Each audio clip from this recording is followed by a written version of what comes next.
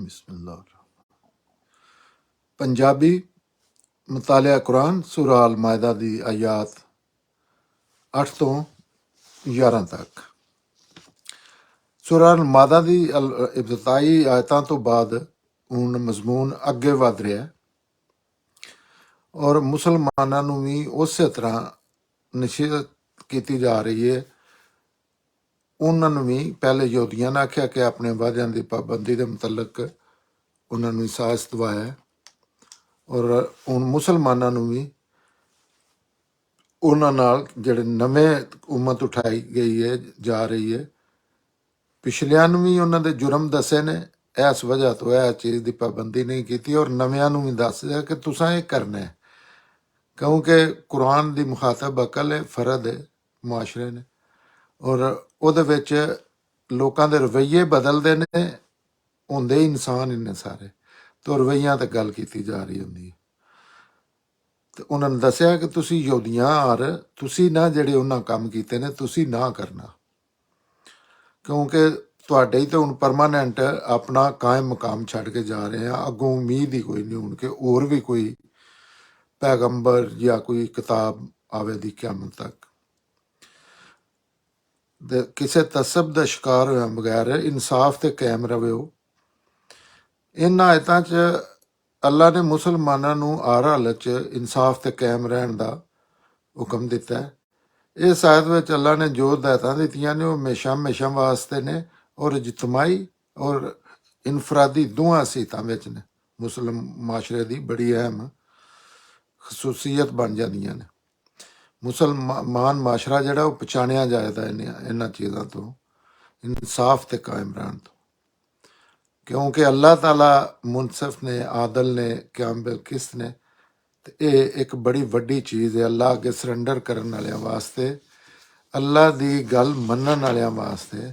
ਇਸ ਤੋਂ ਵੱਡੀ ਗੱਲ ਨਹੀਂ ਕਿ ਉਹ ਹਰ ਤਰ੍ਹਾਂ ਦੇ ਲਿਹਾਜ਼ ਹਾਲਾਤ ਵਿੱਚ ਸਿਆਸੀ, ਮੁਲਕੀ, ਗੈਰ ਮੁਲਕੀ, ਦੁਸ਼ਮਣੀ, ਜੰਗ, ਅਮਨ, ਮੁਸ਼ਕਲਾਂ, ਆਸਾਨੀਆਂ 'ਚ ਇਨਸਾਫ ਤੇ ਕਾਇਮ ਰਹਿਣ।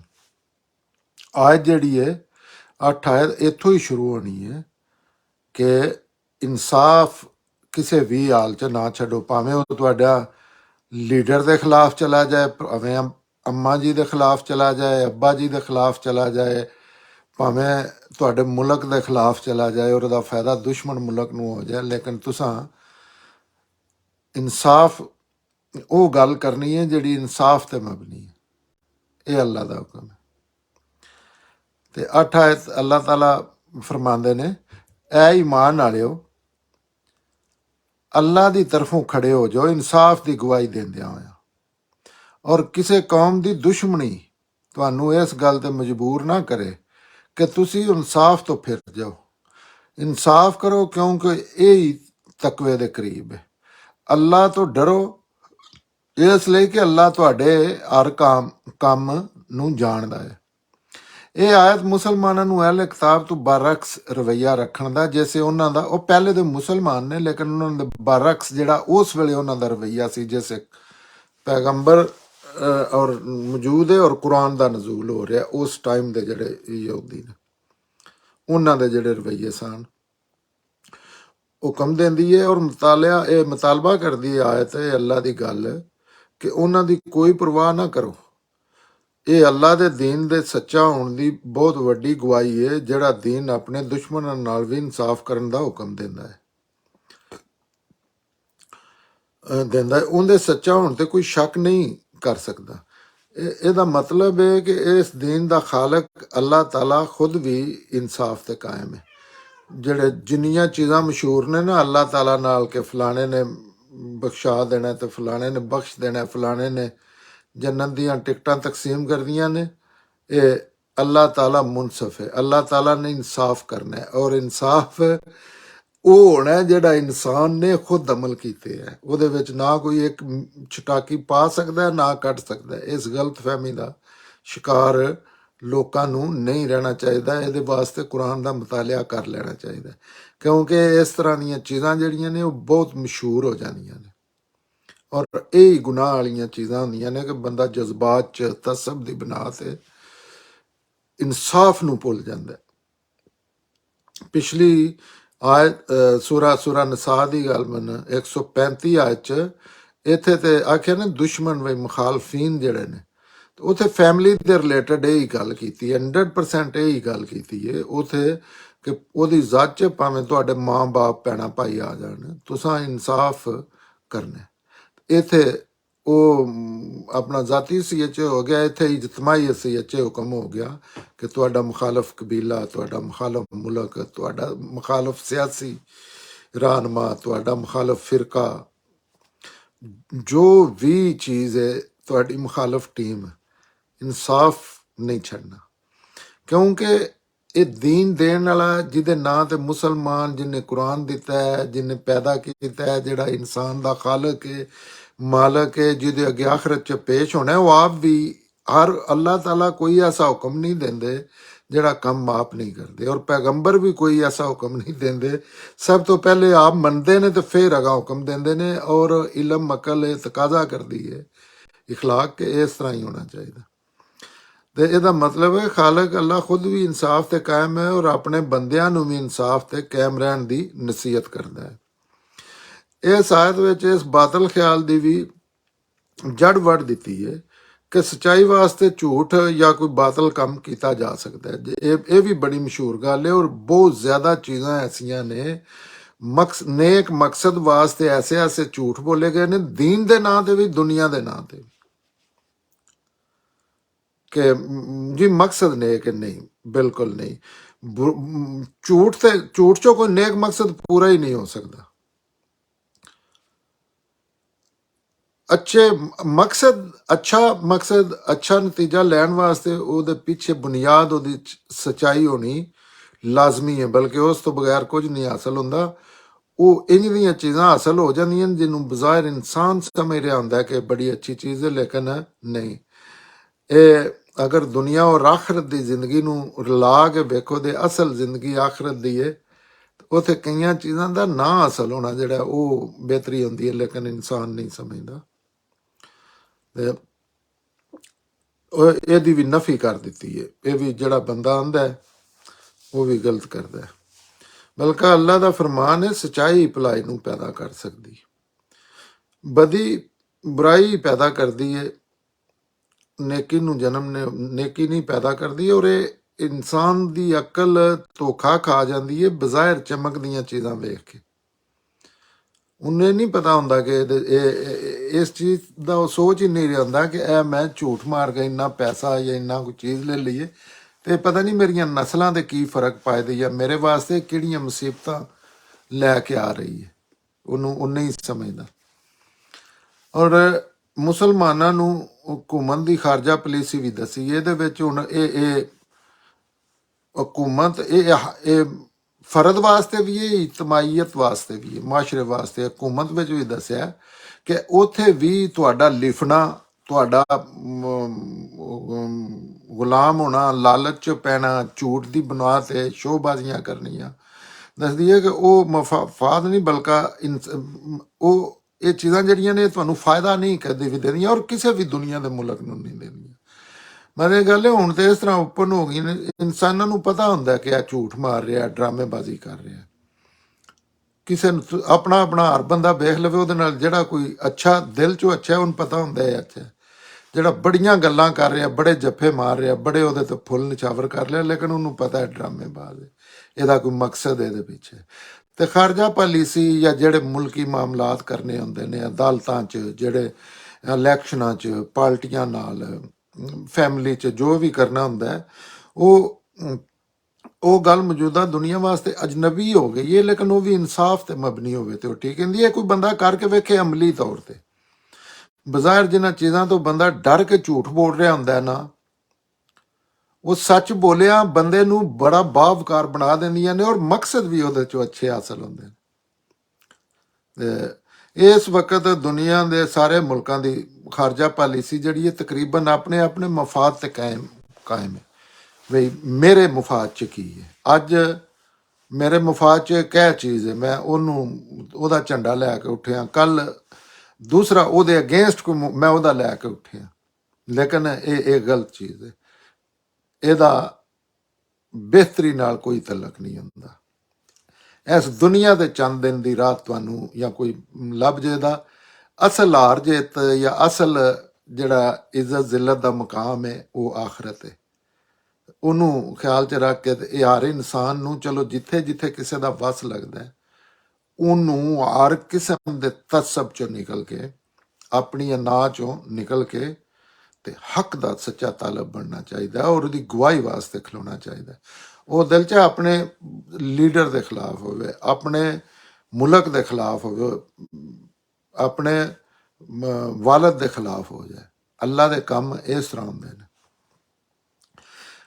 ਤੇ ਇਸ ਵਕਤ ਅੱਛਾ, ਪਰ ਕੁਰਾਨ ਇੱਕ ਅੱਲਾ ਦਾ ਹੁਕਮ ਹੈ।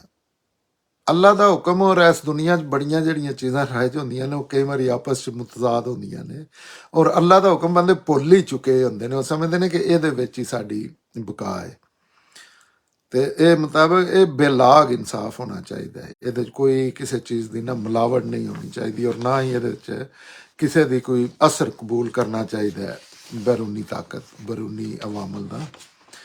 ਇਨਸਾਫ ਤੇ ਕਾਇਮ ਰਹਿੰਦਿਆਂ ਹੋਇਆ ਬੰਦਾ ਜ਼ਲੀਲ ਹੋ ਜਾਏ ਤੇ ਉਹ ਜ਼ਲਾਲਤ ਨਹੀਂ, ਉਹ ਭੁੱਖਾ ਮਰ ਜਾਏ ਤੇ ਉਹ ਭੁੱਖ ਨਹੀਂ, ਲੇਕਿਨ ਉਹਦੇ ਅਗੇਂਸਟ ਚੱਲ ਕੇ ਉਹ ਬੜਾ ਰੱਜ ਜਾਏ ਉਹ ਭੁੱਖਾ ਹੈ।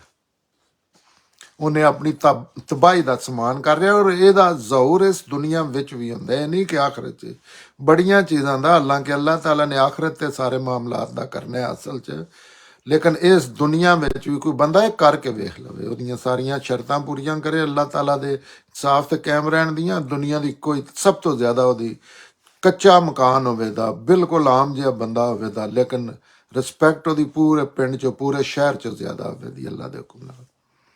ਆਇਤ 9 'ਚ ਅੱਲਾਹ ਤਾਲਾ ਫਰਮਾਉਂਦੇ ਨੇ, ਅੱਲਾ ਉਹਨਾਂ ਲੋਕਾਂ ਨਾਲ ਵਾਅਦਾ ਕੀਤਾ ਹੈ ਜਿਹੜੇ ਈਮਾਨ ਲਿਆਏ ਨੇ ਔਰ ਜਿਨ੍ਹਾਂ ਨੇਕ ਅਮਲ ਕੀਤੇ ਨੇ ਤੇ ਉਹਨਾਂ ਵਾਸਤੇ ਮਗਫਰਤ ਹੈ ਤੇ ਉਹ ਬਹੁਤ ਵੱਡਾ ਅਜਰ ਹੈ। ਅੱਲਾਹ ਤਾਲਾ ਅਗਲੀ ਆਇਤ 'ਚ ਫਰਮਾਉਂਦੇ ਨੇ, ਬਿਸ਼ਾਰਤ ਦੀ ਗੱਲ ਜਿਹੜੀ ਹੈ ਨਾ ਇਨਸਾਫ ਤੇ ਕਾਇਮ ਰਹਿਣ ਵਾਲੀ, ਹੱਕ ਦੀ ਗਵਾਹੀ ਵਾਸਤੇ, ਅੱਲਾਹ ਦੇ ਹੁਕਮ ਤੇ ਖੜੇ ਹੋਣ ਦੀ। ਅੱਲਾਹ ਨੇ ਮੇਰੇ ਵਾਸਤੇ ਇਹ ਕੰਮ ਕਰੋ ਔਰ ਉਹਦੇ ਵਿੱਚ ਇਹ ਪੈਗਾਮ ਹੈ ਕਿ ਅੱਲਾ ਇਸ ਵਾਸਤੇ ਵਾਅਦੇ ਪੂਰੇ ਕਰਨ ਤੇ ਜ਼ੋਰ ਦਿੰਦਾ ਹੈ ਕਿ ਅਗਰ ਉਹ ਆਪਣੇ ਵਾਅਦੇ ਪੂਰੇ ਨਾ ਕਰੇ ਤੇ ਫਿਰ ਕੀ ਹੋਵੇਗਾ।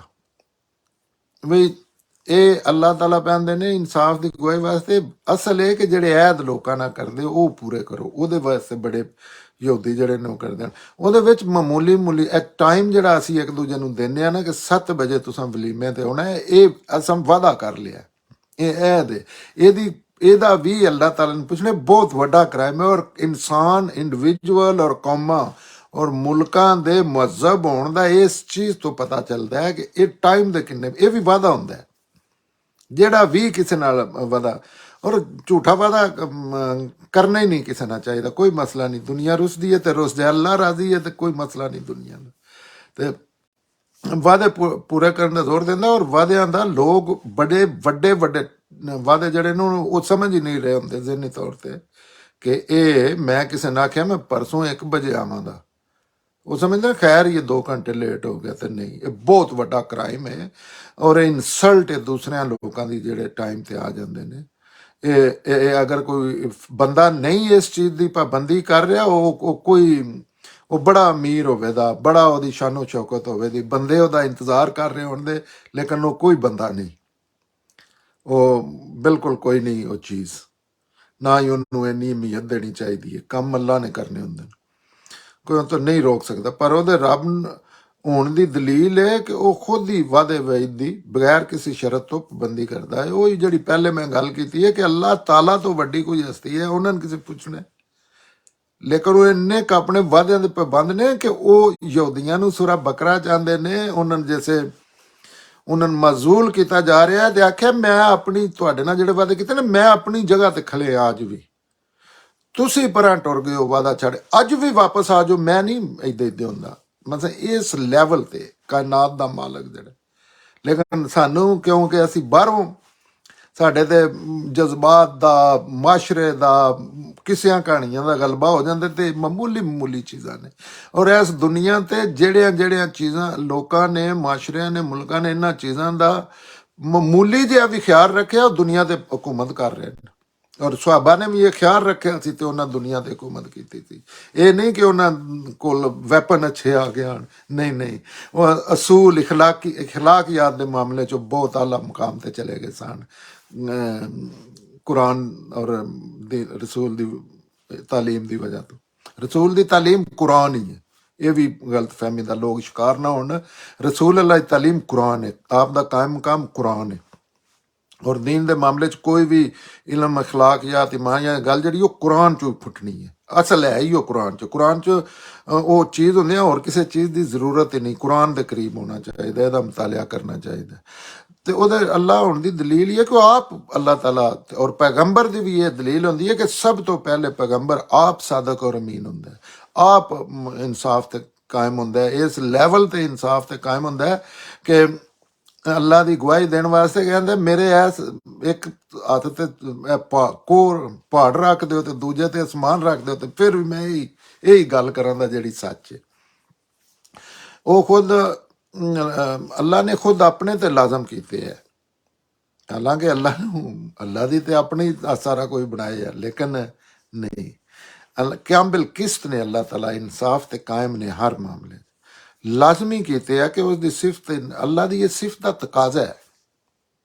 ਅੱਲਾ ਇਨਸਾਫ ਦਾ ਖਿਆਲ ਨਹੀਂ ਰੱਖਦੇ, ਇਨਸਾਫ ਦੇ ਕਾਇਮ ਨਹੀਂ ਰਹਿੰਦੇ, ਜਿਵੇਂ ਅਸਾਂ ਆਪਣੇ ਪੈਗੰਬਰਾਂ ਨਾਲ ਰਿਲੇਟ ਕਰਕੇ ਤੇ ਆਪਣੀਆਂ ਚੀਜ਼ਾਂ ਬਣਾਈਆਂ ਨੇ ਕਿ ਉਹਨੂੰ ਛੱਡ ਦੇਣਾ ਤੇ ਉਹਨੂੰ ਫੜ ਲੈਣਾ, ਤੇ ਅੱਲਾ ਨਹੀਂ ਰਹਿੰਦਾ, ਨੌਜ਼ੁਬਿल्ला। ਕਿਉਂਕਿ ਅੱਲਾ ਆਪਣੀ ਸਿਫਾਤ ਨਾਲ ਹੀ ਅੱਲਾ ਹੈ। ਤੇ ਜੇ ਅੱਲਾ ਨੇ ਵੀ ਉਹੀ ਕੰਮ ਕਰ ਦੇਣੇ ਨੇ, ਆਪਣੇ ਹੀ ਚੀਜ਼ਾਂ ਦੀ ਖਿਲਾਫ ਵਰਜ਼ੀ ਕਰ ਦੇਣੀ ਚਾਹੀਦੀ ਹੈ, ਕਰ ਦੇਣੀ ਹੈ। ਤੇ ਇਹ ਸਾਰੇ ਕਿਸੇ ਕਹਾਣੀਆਂ ਨੇ, ਲੋਕਾਂ ਨੂੰ ਇਹਨਾਂ ਤੋਂ ਬਰਾਤ ਦਾ ਇਜ਼ਹਾਰ ਕਰਨਾ ਚਾਹੀਦਾ, ਦੂਰ ਹੋਣਾ ਚਾਹੀਦਾ, ਕਿਉਂਕਿ ਉਹ ਇਨਸਾਫ ਕਰਨ ਵਾਲਾ ਹੈ ਤੇ ਬੇਇਨਸਾਫਾ ਨਹੀਂ। ਅੱਲਾ ਕੋਈ ਇਸ ਤਰ੍ਹਾਂ ਦੀ ਚੀਜ਼ ਨਹੀਂ। ਤੇ ਜਿਹੜਾ ਆਪ ਇਨਸਾਫ ਕਰਨ ਵਾਲਾ, ਤੁਸੀਂ ਆਪ ਵੇਖ ਲਓ, ਜਿਹੜਾ ਕੋਈ ਕੰਮ ਕਰਦੇ ਹੋ ਉਹਦੇ ਨਾਲ ਕਿੰਨੀ ਤੁਹਾਡਾ ਇਸ਼ਕ ਹੁੰਦਾ ਹੈ ਜਾਂ ਕਿੰਨੇ ਤੁਸੀਂ ਕਲੋਜ਼ ਹੁੰਦੇ। ਆਇਤ 10 'ਚ ਅੱਲਾਹ ਤਾਲਾ ਫਰਮਾਉਂਦੇ ਨੇ, ਇਸ ਦੇ ਬਰਖਲਾਫ ਜਿਹੜੇ ਮੁਨਕਰ ਨੇ, ਜਿਨ੍ਹਾਂ ਨੇ ਸਾਡੀਆਂ ਆਇਤਾਂ ਨੂੰ ਝੁਟਲਾਇਆ, ਨਹੀਂ ਮੰਨਿਆ, ਉਹੀ ਦੋਜ਼ਖ 'ਚ ਜਾਣ ਵਾਲੇ ਨੇ। ਇਸ ਤੋਂ ਪਿਛਲੀ ਆਇਤ ਵਿੱਚ ਅੱਲਾ ਜਿਹੜੀ ਪਹਿਲੇ ਈਮਾਨ ਵਾਲਿਆਂ ਨੂੰ ਬਿਸ਼ਾਰਤ ਦਿੱਤੀ ਸੀ ਕਿ ਇਸ ਆਇਤ 'ਚ ਮੁਨਕਰਾਂ ਨੂੰ ਉਹਨਾਂ ਦੇ ਅੰਜਾਮ ਬਾਰੇ ਉਹਨਾਂ ਨੂੰ ਦੱਸਿਆ ਕਿ ਤੁਸੀਂ ਇਨਸਾਫ ਤੇ ਕਾਇਮ ਰਹਿਣਾ। ਤੇ ਇੱਥੇ ਜਿਹੜੇ ਨਾ ਮੰਨਣ ਵਾਲੇ ਨੇ ਉਹਨਾਂ ਦੇ ਮੁਤਲਕ ਇਹ ਕੁਰਾਨ ਦਾ, ਇਹ ਕੋਈ ਵੀ ਬੰਦਾ ਸਮਝਦਾਰ ਗੱਲ ਕਰੇ ਨਾ, ਟੀਚਰ, ਤੇ ਇਸ ਤਰ੍ਹਾਂ ਹੀ ਕਰੇਗਾ ਕਿ ਇਧਰੋਂ ਵੀ ਗੱਲ ਕਰ ਦਿੱਤੀ ਹੈ ਤੇ ਇਧਰੋਂ ਵੀ ਗੱਲ ਕਰ ਦਿੱਤੀ ਹੈ, ਕੋਈ ਕਮੀ ਬੇਸ਼ੀ ਨਹੀਂ ਛੱਡੀ। ਉੱਥੇ ਈਮਾਨ ਵਾਲਿਆਂ ਨੂੰ ਬਿਸ਼ਾਰਤ ਦਿੱਤੀ ਸੀ ਤੇ ਇਸ ਆਇਤ 'ਚ ਮੁਨਕਰਾਂ ਨੂੰ ਉਹਨਾਂ ਦੇ ਅੰਜਾਮ ਦਾ ਦੱਸਿਆ। ਇਸ ਦੇ ਅਸਲ ਮੁਖਾਤਬ ਅਹਿਲੇ ਕਿਤਾਬ ਨੇ ਇਸ ਆਇਤ ਦੇ, ਜਿਹੜੇ ਅੱਲਾ ਦੀ ਗੱਲ ਨਹੀਂ ਮੰਨ ਰਹੇ, ਤੇ ਉਹਨਾਂ ਨੂੰ ਦੱਸਿਆ ਕਿ ਤੁਹਾਡਾ ਇਹ ਅੰਜਾਮ ਹੋਣਾ। ਉਹ ਕਲੇਮ ਕਰਦੇ ਹਨ ਮੁਸਲਮਾਨਾਂ, ਅਸੀਂ ਅੱਲਾ ਦੇ, ਔਰ ਵਾਕਈ ਉਹ ਆਣ, ਅੱਲਾ ਕੁਰਾਨ ਚਾਹੁੰਦੇ ਨੇ ਮੇਰੀ ਚੌਥੀ ਕੌਮ ਆਣ, ਲੇਕਿਨ ਚੇਤੀ ਕੌਮ ਜਿਸ ਅਸੂਲ ਤੇ ਆਣ, ਜਿਸ ਉਹਨਾਂ ਅਸੂਲ ਛੱਡਿਆ ਉਹਨਾਂ ਨੂੰ ਉੱਥੇ ਉਸ ਪਲਾਟ 'ਚ ਕੁੱਟਿਆ, ਔਰ ਕੁਟਾਇਆ ਮੁਲਕੇ ਕੋਲੋਂ, ਦੁਸ਼ਮਣਾਂ ਕੋਲੋਂ ਕੁਟਾਇਆ। ਇਸ ਗਲਤ ਫਹਿਮੀ ਦਾ ਵੀ ਸ਼ਿਕਾਰ ਜਿਹੜੇ ਲੋਕ ਨੇ ਉਹਨਾਂ ਨੂੰ ਨਿਕਲਣਾ ਚਾਹੀਦਾ। ਆਇਤ 11 'ਚ ਅੱਲਾਹ ਤਾਲਾ ਫਰਮਾਉਂਦੇ ਨੇ, ਈਮਾਨ ਵਾਲਿਓ, ਆਪਣੇ ਉੱਤੇ ਅੱਲਾ ਦੀ ਅਨਾਇਤ ਨੂੰ ਯਾਦ ਰੱਖੋ, ਜਦੋਂ ਇੱਕ ਕੌਮ ਨੇ ਤੁਹਾਡੇ ਤੇ ਚੜ੍ਹਾਈ ਕਰਨ ਦਾ ਇਰਾਦਾ ਕੀਤਾ ਤੇ ਅੱਲਾ ਨੇ ਉਹਨਾਂ ਦੇ ਹੱਥ ਰੋਕ ਲਏ। ਔਰ ਅੱਲਾ ਤੋਂ ਡਰਦੇ ਰਹੋ, ਔਰ ਯਾਦ ਰੱਖੋ ਕਿ ਈਮਾਨ ਵਾਲਿਆਂ ਨੂੰ ਅੱਲਾ ਹੀ ਤੇ ਭਰੋਸਾ ਰੱਖਣਾ ਚਾਹੀਦਾ। ਇਹਦੇ 'ਚ ਅੱਲਾਹ ਤਾਲਾ ਆਪਣੇ ਜਿਹੜੇ ਉਸ ਟਾਈਮ ਮੁਸਲਮਾਨ ਸਾਹਮਣੇ ਮੌਜੂਦ ਨੇ, ਉਹਨਾਂ ਨੇ ਆਖਿਆ ਅੱਲਾ ਦੀ ਉਸ ਨੇਕੀ ਨੂੰ ਯਾਦ ਰੱਖੋ ਜਿਹੜਾ ਤੁਹਾਡੇ ਤੇ ਅਹਿਸਾਨ ਕੀਤਾ ਸੀ ਕਿ ਇੱਕ ਕੌਮ ਨੇ ਤੁਹਾਡੇ ਤੇ ਚੜ੍ਹਾਈ ਕਰ ਦਿੱਤੀ ਸੀ। ਇਹ ਗਲਬਨ ਹੈ ਜਿਹੜਾ ਨਹੀਂ, ਸ਼ਾਨ ਨਜ਼ੂਲ ਵੀ ਲੋਕ ਕੁਰਾਨ ਤੋਂ ਬਾਅਦ, ਕੁਰਾਨ ਕਿੰਗ ਮੁਹਿੰਮਨ ਫੁਰਕਾਨ ਮੁਹਿੰਮਨ ਔਰ ਮੀਜ਼ਾਨ ਹੈ। ਕੁਰਾਨ ਤੇ ਬਾਹਰੋਂ ਕੋਈ ਗੱਲ ਲਿਆ ਕੇ ਨਾ ਕੁਰਾਨ ਦੀ ਨਹੀਂ ਲੱਦੀ ਜਾ ਸਕਦੀ। ਕੁਰਾਨ ਨਹੀਂ ਆ, ਵੇਖ ਲਓ ਹੁਣ ਦੱਸਦਿਆ ਪਿਆ, ਕਹਿੰਦੇ ਨੇ ਤੁਹਾਡੇ ਤੇ ਦੁਸ਼ਮਣ ਕੌਮ ਨੇ ਚੜ੍ਹਾਈ ਕਰ ਦਿੱਤੀ। ਇਹਨੂੰ ਪਤਾ ਪਿਆ ਲੱਗਦਾ ਕਿ ਦੁਸ਼ਮਣ ਕੌਮ ਨੇ ਚੜ੍ਹਾਈ, ਉਹ ਜਿਹੜੀ ਵੱਡੀ ਚੜ੍ਹਾਈ ਕੀਤੀ ਸੀ ਜੰਗੇ ਖੰਦਕ, ਉਹ ਸੀ। ਉਹਦੇ ਤੋਂ ਪਹਿਲਾਂ 2 ਜੰਗਾਂ ਤੇ ਹੋ ਚੁੱਕੀਆਂ ਸਨ, ਬਦਰ ਔਰ ਤਾਂ ਉਹ ਅੱਲਾ ਕਹਿੰਦੇ ਨੇ ਤੁਹਾਡੇ ਚੜ੍ਹਾਈ ਕਰਨ ਦਾ ਇਰਾਦਾ ਕੀਤਾ, ਅੱਲਾ ਨੇ ਉਹਨਾਂ ਦੇ ਹੱਥ ਰੋਕ ਲਏ। ਔਰ ਅੱਲਾ ਤੋਂ ਡਰਦੇ ਰਹੋ, ਔਰ ਯਾਦ ਰੱਖੋ ਈਮਾਨ ਵਾਲਿਆਂ ਨੂੰ ਅੱਲਾ ਹੀ ਤੇ ਭਰੋਸਾ ਕਰਨਾ ਚਾਹੀਦਾ। ਅੱਲਾ ਦੇ ਹੀ ਗੀਤ ਗਾਵਾਂ ਤੇ ਅੱਲਾ ਦਾ ਹੀ ਖਾਵਾਂ ਤੇ ਅੱਲਾ ਦੇ ਹੀ ਗੀਤ ਗਾਵਾਂ, ਜਿਹੜਾ ਨਾ ਇਹ ਚੀਜ਼ ਆਖਣੀ ਚਾਹੀਦੀ ਹੈ। ਅੱਲਾ ਹੀ ਦਾਤਾ, ਅੱਲਾ ਹੀ ਮੁਸ਼ਕਲ ਕਸ਼ਾ ਹੈ, ਉਹਨੂੰ ਹੀ ਯਾ ਅੱਲਾ ਹੀ ਠੀਕ ਹੈ। ਤੇ ਉਹਦੇ ਚ ਅੱਲਾਹ ਤਾਲਾ ਕਹਿੰਦੇ ਨੇ, ਉਹ ਯਾਦ ਰੱਖੋ, ਆਪਣੀ ਨੇਕੀ ਯਾਦ ਕਰਾ ਕੇ ਤੇ ਕਹਿੰਦੇ ਨੇ ਕਿ ਅੱਗੋਂ ਵੀ ਅੱਲਾਹ ਤੇ ਹੀ ਭਰੋਸਾ ਰੱਖੋ। ਅੱਲਾਹ ਦੇ ਇਜ਼ਨ ਤੋਂ ਬਗੈਰ ਇਸ ਦੁਨੀਆ 'ਚ ਕੋਈ ਕੰਮ ਨਹੀਂ ਹੁੰਦਾ। ਅਗਰ ਅੱਲਾਹ ਰੋਕਣਾ ਚਾਹਣ ਤੇ ਅੱਲਾਹ ਆਪਣਿਆਂ ਸੰਗੀਆਂ ਦੇ ਨਾਲ ਖਲੇ ਹੁੰਦੇ ਨੇ ਹਮੇਸ਼ਾ। ਅੱਲਾਹ ਜਿਹੜੇ ਨੇ ਉਹ ਵਾਅਦੇ ਵੀ ਪੂਰੇ ਕਰਦੇ ਨੇ। ਤਾਂ ਵਫਾ ਅੱਲਾਹ ਹਰ ਅੱਛੀ ਚੀਜ਼ ਜਿਹੜੀ ਉਹ ਅੱਲਾਹ ਨੇ ਸਿਫਤ ਹੈ ਅੱਲਾਹ ਦੀ। ਇਹਦੇ ਚ ਮੁਸਲਮਾਨਾਂ ਨੂੰ ਇਹ ਜਿਹੜੀ ਆਇਤ 11 ਇਹਦੇ ਚ ਮੁਸਲਮਾਨਾਂ ਨੇ ਯਾਦ ਕਰਾਇਆ ਕਿ ਅੱਲਾਹ ਨੇ ਕਿਸ ਤਰ੍ਹਾਂ ਤੁਹਾਨੂੰ ਕੁਰੈਸ਼ ਦੇ ਦੁਸ਼ਮਣ ਮੁਨਕਰਾਂ ਤੋਂ ਮਹਿਫੂਜ਼ ਰੱਖਿਆ ਸੀ। ਵੀ ਉਹ ਜੰਗ ਤੋਂ ਬਾਅਦ ਅਗਰ ਅੱਲਾਹ ਤੁਹਾਡੀ ਮਦਦ ਨਾ ਕਰਦਾ ਤੇ ਉਹ ਜ਼ਿੰਦਾ ਹੀ ਨਾ ਤੁਸੀਂ ਜ਼ਿੰਦਾ ਹੀ ਨਾ ਬਚਦੇ। ਵੀ ਹਰ ਜਗ੍ਹਾ ਤੇ ਉਹ ਹਿਸਟਰੀ ਸਾਰੀ ਜਾਣਦੇ ਨੇ ਇਹ ਗੱਲ ਦੇ ਪਿੱਛੇ।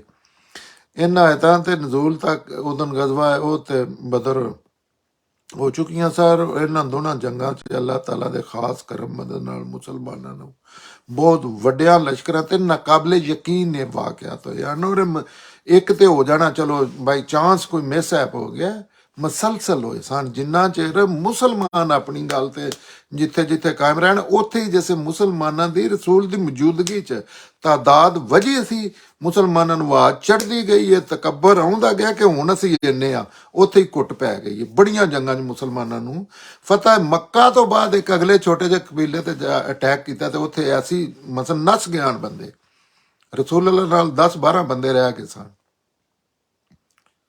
ਹਾਲਾਂਕਿ ਕਿਉਂਕਿ ਉਸ ਵੇਲੇ ਹੁਣ ਤਦਾਦ ਵੀ ਜ਼ਿਆਦਾ ਹੈ, ਪੂਰਾ ਜਜ਼ੀਰਾ ਨਮਾ ਅਰਬ ਫਤਹ ਹੋ ਗਿਆ ਤੇ ਇੱਕ ਛੋਟੇ ਜਿਹੇ ਕਬੀਲੇ ਤੇ ਜਾ ਕੇ ਅਟੈਕ ਕੀਤਾ ਤੇ ਉੱਥੇ ਸਮਝਿਆ ਅਸੀਂ ਹੁਣ ਸਾਡੇ ਅਸੀਂ ਵੀ ਤੇ ਨਹੀਂ ਅਜ਼ਦੀ ਚੋਂ ਨਿਕਲੇ ਨੇ। ਉੱਥੇ ਜੋ ਕੁਝ ਹੋਇਆ ਸੀ ਉਹ ਕੋਈ ਬੰਦਾ ਹਿਸਟਰੀ ਪੜ੍ਹ ਕੇ ਵੇਖਿਓ।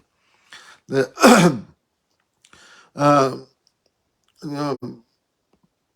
ਇਸ ਨਾਲ ਮੁਸਲਮਾਨ ਕੋਈ ਗੁਨਾਹ ਕਾਫਰਾਂ ਤੇ ਉਹਦੇ ਵਿੱਚ ਫਿਰ ਇਹ ਵੀ ਹੋਇਆ ਕਿ ਅੱਲਾਹ ਤਾਲਾ ਜੰਗੇ ਬਦਰ 'ਚ ਆਖਿਆ ਸੀ ਤੁਸੀਂ ਗਾਲਬਨ ਕੁਰਾਨ 'ਚ ਕਿ ਤੁਸੀਂ ਇੱਕ ਹੋਵੋ ਤੇ 10 ਨਾਲ ਜੰਗ ਕਰ ਸਕਦੇ ਹੋ, ਮੇਰਾ ਇਹ ਖਿਆਲ ਹੈ। ਉਸ ਤੋਂ ਬਾਅਦ ਮੁਸਲਮਾਨਾਂ ਦੀ ਤਾਦਾਦ ਵੱਧ ਗਈ, ਤਾਕਤ ਆ ਗਈ ਤੇ ਫਿਰ ਆਖਿਆ ਨਹੀਂ ਹੁਣ ਉਹ 1 ਤੇ 10 ਦੀ ਤਨਾਸਬ ਨਹੀਂ ਰਹੀ ਜਾਂ ਜੋ ਵੀ ਸੀ। ਫਿਰ ਇੱਥੋਂ ਤੱਕ ਵੀ ਆਈ ਹੈ ਕਿ ਉਹ 2 ਹੁਣ ਤੇ ਤੁਸੀਂ ਇੱਕ ਠੀਕ ਹੈ ਜੇ। ਮਤਲਬ ਈਮਾਨ ਦੇ ਵੜਨੇ ਅੱਲਾਹ ਦੀ ਮਦਦ ਦੇ ਜਿੰਨਾ ਬੰਦਾ ਅੱਲਾਹ ਦੇ ਮਾਯਾਰ ਤੇ ਪੂਰਾ ਉਤਰ ਕੇ ਚੀਜ਼ ਕਰਦਾ ਤੇ ਵੇਖੋ ਕਿੰਨੀ ਉਹ ਅੱਲਾਹ ਤਾਲਾ ਦੀ ਮਦਦ ਆ ਜਾਂਦੀ ਹੈ। ਤੇ ਜੇ ਉਹ ਆਪਣੇ ਤੇ ਕਰਨ ਲੱਗ ਪੈਂਦਾ ਆਪਣੀ ਤਾਕਤ ਤੇ ਮਾਣ ਆਪਣਿਆਂ ਮਨਸੂਬਿਆਂ ਤੇ ਫਿਰ ਵੇਖੋ ਉੱਥੇ ਕੁਰਾਨ 'ਚ ਦੋਵੇਂ ਉਹ ਤਨਾਸਬ ਬਿਆਨ ਕੀਤੇ ਨੇ। ਇਹ ਦੱਸਿਆ ਹੈ ਕਿ ਉਸ ਤੁਹਾਡੇ ਈਮਾਨ ਦੀ ਹਾਲਤ ਠੀਕ ਸੀ, ਹੁਣ ਤੁਸੀਂ ਚੋਖੇ ਹੋ ਗਏ ਹੋ, ਹੁਣ ਈਮਾਨ ਦੀ ਹਾਲਤ ਉਹ ਨਹੀਂ ਰਹੀ, ਲਿਆਦਾ ਹੁਣ ਉਹ ਕੰਮ ਨਾ ਕਰਨਾ। 313 ਜਿਹੜੇ ਨੇ 1000 ਦੇ ਮੁਕਾਬਲੇ ਹੀ ਨਾ ਨਿਕਲੇ ਹੋ, ਇਹ ਅੱਲਾਹ ਨੇ ਕੁਰਾਨ 'ਚ ਆਖਿਆ। ਕਿਉਂਕਿ ਹੁਣ ਤੁਸੀਂ ਤੁਹਾਡੀ ਉਹ ਹਾਲਤ ਨਹੀਂ ਰਹੀ, ਹੁਣ ਤੇ ਤੁਸੀਂ ਚਲੋ ਉਹ 1000 ਹੈ ਤੇ 500 ਤੁਸੀਂ ਹੋ ਕੇ ਜਾਇਓ ਜੋ ਮੈਂ ਸਮਝ ਇਹ ਬਰਲੇ ਇਹ ਤੇ ਯਕੀਨੀ ਹੈ ਨਾ ਮੈਂ ਕੁਰਾਨ 'ਚ ਇਹ ਵਿਖਾ ਸਕਣਾ। ਤੇ ਇਸ ਵਾਸਤੇ ਅੱਲਾਹ ਦੇ ਰਸੂਲ ਨੇ ਦੁਆ ਕਰਦਿਆਂ ਹੋਇਆ ਆਖਿਆ ਸੀ ਜਿਸ ਕਾਫਰਾਂ ਤੇ ਫਤਹ ਹਾਸਲ ਹੋਈ ਤੇ ਅੱਲਾਹ ਰਸੂਲ ਅੱਲਾਹ ਨੇ ਦੁਆ ਆਖਿਆ ਸੀ, ਐ ਪਰਵਰਦੀਗਾਰ ਅਗਰ ਅੱਜ ਦੀ ਜੰਗ 'ਚ ਕਾਫਰਾਂ ਦੀ ਫਤਹ ਹੋ ਗਈ ਤੇ ਫਿਰ ਇਸ ਸਰਜ਼ਮੀਨ ਤੇ ਤੇਰਾ ਨਾਂ ਲੈਣ ਵਾਲਾ ਕੋਈ ਨਹੀਂ ਹੋਣ ਲੱਗਾ, ਯਾਨੀ ਮੁਸਲਮਾਨਾਂ ਦਾ ਖਾਤਮਾ ਹੋ ਜਾਏਗਾ ਤੇਰੇ ਮੰਨਣ ਵਾਲਿਆਂ ਦਾ। ਅੱਲਾਹ ਤਾਲਾ ਨੇ ਮੁਸਲਮਾਨਾਂ ਨੂੰ ਉਹ ਵੇਲਾ ਯਾਦ ਕਰਾਇਆ। ਇਹ ਜੰਗੇ ਪਹਿਲੀਆਂ ਜੰਗਾਂ ਤੋਂ ਬਾਅਦ ਰਸੂਲ ਅੱਲਾਹ ਨੇ ਦੁਆ ਕੀਤੀ ਸੀ ਉਹ ਜੰਗ ਦੇ ਸ਼ੁਰੂ ਹੋਣ ਤੋਂ ਪਹਿਲੇ। ਇਹ ਅਸੀਂ ਚੀਜ਼ਾਂ ਕੁਰਾਨ ਵੀ ਜਿਹੜੇ ਲੋਕ ਪੜ੍ਹਦੇ ਵੀ ਨੇ ਬਦਕਿਸਮਤੀ ਨਾਲ ਉਹ ਦੂਜਿਆਂ ਇਨਸਾਨਾਂ ਵਾਸਤੇ ਪੜ੍ਹਦੇ ਨੇ। ਹਾਲਾਂਕਿ ਇਹਦੇ 'ਚ ਕੁਰਾਨ ਦਾ ਮੁਖਾਤਬ ਫਰਦ ਹੈ, ਮੈਂ ਹਾਂ। ਅੱਛਾ ਆਪਣੇ ਤੇ ਇਹ ਲਾਗੂ ਕਰਕੇ ਚੀਜ਼ਾਂ ਵੇਖ ਲੋਕ ਯਹੂਦੀਆਂ ਛਾਲਾ ਮਾਰ ਕੇ ਟੁੱਟ ਜਾਂਦੇ ਨੇ, ਉਹ ਸਾਡੇ ਦੁਸ਼ਮਣ ਨੇ, ਉਹ ਸਾਡੇ ਸੱਜਣ ਨੇ। ਨਹੀਂ, ਆਪਣੀ ਜ਼ਾਤ ਤੇ ਐਪਲੀਕੇਸ਼ਨ ਕਰਨੀ ਚਾਹੀਦੀ ਹੈ। ਮੈਂ ਸਾਰੀ ਦੁਨੀਆ ਦੇ ਮਸਲੇ ਹੱਲ ਕਰ ਦਿੱਤੇ, ਲੇਕਿਨ ਜੇ ਮੈਂ ਆਪ ਹੀ ਕਾਬੂ ਆ ਗਿਆ, ਆਪਣਾ ਹੀ ਮੈਂ ਨਹੀਂ ਆਪਣਾ ਆਪ ਦੀ ਇਸਲਾਹ ਨਹੀਂ ਕਰ ਸਕਿਆ ਕੁਰਾਨ ਦੀ ਜਾਂ ਫਿਤਰਤ ਦੀ ਰੋਸ਼ਨੀ 'ਚ, ਤੇ ਮੈਨੂੰ ਕੀ ਫਾਇਦਾ ਯਹੂਦੀ ਦੁਸ਼ਮਣ ਨੇ ਕਿਸੇ ਦੇ ਜਾਂ ਸੱਜਣ ਨੇ। ਅੱਲਾਹ ਨੇ ਆਖਿਆ ਵਾ ਯਹੂਦੀ ਤੁਹਾਡੇ ਦੁਸ਼ਮਣ, ਮੇਰਾ ਤੇ ਹੋ ਸਕਦਾ ਸਾਰੀ ਜ਼ਿੰਦਗੀ ਯਹੂਦੀ ਮੈਂ ਨਜ਼ਰ ਹੀ ਨਾ ਕੋਈ ਆਵੇ। ਲਿਹਾਜ਼ਾ ਕੁਰਾਨ ਪੜ੍ਹਦਿਆਂ ਹੋਇਆਂ, ਕੁਰਾਨ ਦੀ ਗੱਲ ਸੁਣਦਿਆਂ ਹੋਇਆਂ ਇੱਕ ਤੇ ਦੂਜੀਆਂ ਗੱਲਾਂ ਨੂੰ ਅਹਿਮੀਅਤ ਨਹੀਂ ਦੇਣੀ ਚਾਹੀਦੀ, ਭਾਵੇਂ ਉਹ ਰਸੂਲ ਅੱਲਾ ਨਾਲ ਮਨਸੂਬ ਹੋਣ, ਕਿਉਂਕਿ ਕੁਰਾਨ ਚੋਂ ਚੈੱਕ ਕਰਨਾ ਚਾਹੀਦਾ ਕਿ ਰਸੂਲ ਅੱਲਾ ਦੀ ਗੱਲ ਹੋ ਵੀ ਸਕਦੀ ਹੈ ਕਿ ਇੰਜ ਹੀ ਫਲਾਣੇ ਫਲਾਣੇ ਨੇ ਆਖਿਆ, ਫਲਾਣੇ ਫਲਾਣੇ ਨੇ ਆਖਿਆ, ਫਲਾਣੇ ਫਲਾਣੇ ਨੇ ਆਖਿਆ ਗੱਲ ਆ ਰਹੀ ਹੈ, ਜਿਹਦੇ ਚ ਹੋ ਵੀ ਸਕਦੀਆਂ ਨੇ। ਲੇਕਿਨ ਅਸਲ ਚੀਜ਼ ਦੀਨ ਜੋ ਕੁਰਾਨ ਹੈ, ਰਸੂਲ ਅੱਲਾ ਆਪਣੀ ਗੱਲ ਕਿਤਾਬ ਹੱਥ ਚ ਫੜਾ ਗਏ ਨੇ ਕਿ ਇਹ ਮੇਰੀ ਗੱਲ ਹੈ, ਉਹਦਾ ਨਾਂ ਕੁਰਾਨ ਹੈ, ਉਹ ਹਰ ਘਰ ਚ ਮੌਜੂਦ। ਹੁਣ ਇਹਨਾਂ ਆਇਤਾਂ ਦਾ ਸਾਦਾ ਤਰਜਮਾ, ਐ ਈਮਾਨ ਵਾਲਿਓ, ਅੱਲਾ ਦੀ ਤਰਫੋਂ ਖੜੇ ਹੋ ਜਾਓ ਇਨਸਾਫ ਦੀ ਗਵਾਹੀ ਦਿੰਦਿਆਂ ਹੋਇਆ, ਔਰ ਕਿਸੇ ਕੌਮ ਦੀ ਦੁਸ਼ਮਣੀ ਤੁਹਾਨੂੰ ਇਸ ਗੱਲ ਤੇ ਮਜਬੂਰ ਨਾ ਕਰੇ ਕਿ ਤੁਸੀਂ ਇਨਸਾਫ ਤੋਂ ਫਿਰ ਜਾਓ। ਇਨਸਾਫ ਕਰੋ ਕਿਉਂਕਿ ਇਹ ਹੀ ਤਕਵੇ ਦੇ ਕਰੀਬ ਹੈ। ਅੱਲਾ ਤੋਂ ਡਰਦੇ ਰਹੋ ਇਸ ਵਾਸਤੇ ਕਿ ਅੱਲਾ ਤੁਹਾਡੇ ਹਰ ਕੰਮ ਨੂੰ ਜਾਣਦਾ ਹੈ। ਅੱਲਾ ਨੇ ਉਹਨਾਂ ਲੋਕਾਂ ਨਾਲ ਵਾਅਦਾ ਕੀਤਾ ਹੋਇਆ ਹੈ ਜਿਹੜੇ ਈਮਾਨ ਲਿਆਏ ਨੇ ਔਰ ਜਿਨ੍ਹਾਂ ਨੇ ਨੇਕ ਅਮਲ ਕੀਤੇ ਨੇ, ਤੇ ਉਹਨਾਂ ਵਾਸਤੇ ਮਗਫਰਤ ਹੈ, ਉਹ ਮਗਫਰਤ ਬਹੁਤ ਵੱਡਾ ਅਜਰ ਹੈ। ਇਸ ਦੇ ਬਰਖਲਾਫ ਜਿਹੜੇ ਮੁਨਕਰ ਨੇ ਔਰ ਜਿਨ੍ਹਾਂ ਨੇ ਸਾਡੀਆਂ ਆਇਤਾਂ ਨੂੰ ਝੁਟਲਾਇਆ ਹੈ, ਉਹੀ ਦੋਜ਼ਖ ਚ ਜਾਣ ਵਾਲੇ ਨੇ। ਈਮਾਨ ਵਾਲਿਓ, ਆਪਣੇ ਉੱਤੇ ਅੱਲਾ ਦੀ ਅਨਾਇਤ ਨੂੰ ਯਾਦ ਰੱਖੋ ਜਦੋਂ ਇੱਕ ਕੌਮ ਨੇ ਤੁਹਾਡੇ ਤੇ ਚੜਾਈ ਕਰਨ ਦਾ ਇਰਾਦਾ ਕੀਤਾ ਤੇ ਅੱਲਾ ਨੇ ਉਹਨਾਂ ਦੇ ਹੱਥ ਰੋਕ ਲਿਆ। ਨੂੰ ਅੱਲਾ ਹੀ ਤੇ ਭਰੋਸਾ ਰੱਖਣਾ ਚਾਹੀਦਾ ਹੈ। ਜਜ਼ਾਕ ਅੱਲਾ।